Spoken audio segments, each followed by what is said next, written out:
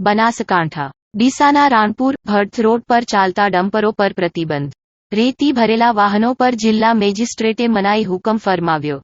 નદીની ભેખડે ડમ્પતો ચલાવવા મેજિસ્ટ્રેટનો હુકમ. ધારાસભ્ય પ્રવીણભાઈ માળી અને નાયબ કલેક્ટર નેહા પંચાલને મળેલ રજૂઆતના પગલે જાહેરનામું.